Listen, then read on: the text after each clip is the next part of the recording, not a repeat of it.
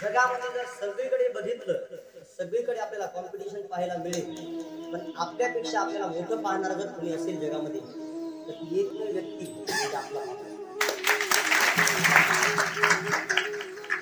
कारण बापच असा एक विचार करू शकतो की बाबा मी जे कष्ट केले, मी तो त्रास सहन केलाय, रात्रंदिवस जे मी प्रयत्न केले, हे प्रयत्न, हा त्रास, हे कष्ट माझ्या मुलाच्या वाट्याला नाही आले, म्हणून बाप महत्वाचा असतो. आणि माय काय असते वेगळं सांगण्याची गरज नाही. आई या शब्दाच्या पलीकडे, माय या शब्दाच्या पलीकडे काहीच राहत नाही. माय माय हा शब्द शिल्लक राहतो. आ म्हणजे आत्मा आणि ई म्हणजे ईश्वर जिथे एकत्र येतात तिथं आई हा शब्द निर्माण होतो, म्हणून आई.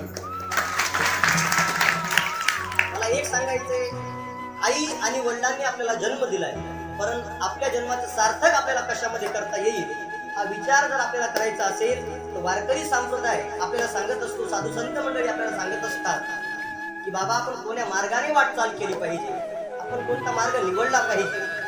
संत महापुरुष, मला एक वाक्य नेहमी सांगावंसं वाटते सर, साधू संतांनी महापुरुषांनी, आपण आता रस्त्याला मार्गाला नाव देत चालत असतो.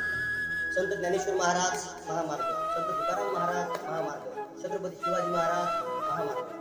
मला वाटते नुसती रस्त्याला मार्गाला नावं देण्यापेक्षा साधू संतांची महापुरुषांची नुसती रस्त्याला मार्गाला नावं देण्यापेक्षा त्यांनी जो रस्ता दाखवलाय, त्यांनी जो मार्ग दाखवलाय त्या मार्गाने चालण्याचा प्रयत्न. ज्या वेळेस आपण त्यांनी दाखवल्या मार्गाने चालू त्यावेळेस आपला मार्ग नक्कीच योग्य असेल अशी मला खात्री आहे. कारण ज्या वेळेस आपल्या जीवनामध्ये आपण रस्त्याने चालत असताना जर आपण सरळ चालत राहिलो नक्की आपला मार्ग चुकतोय लक्षात घ्यायचं.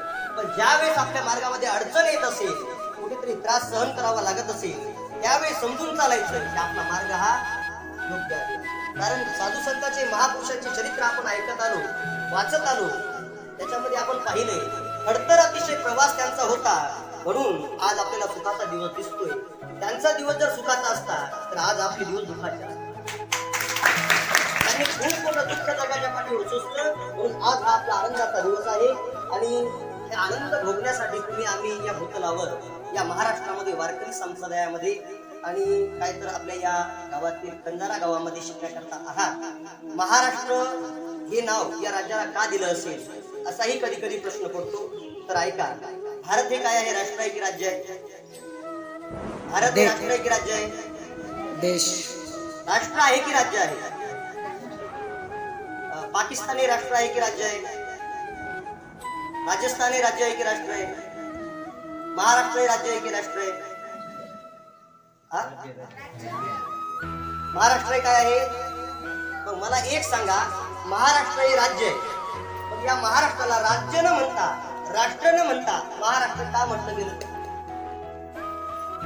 त्याचं कारण असं आहे, जगामध्ये जी संत मंडळी झाली नाही ती महाराष्ट्रामध्ये झाली. हिंदवी स्वराज्य संस्थापक छत्रपती शिवाजीराजे हे महाराष्ट्रामध्ये झाले, म्हणून या महाराष्ट्राला राज्य न म्हणता, राष्ट्र न म्हणता महाराष्ट्राची भूमिका प्राप्त झाली, म्हणून हा महाराष्ट्र.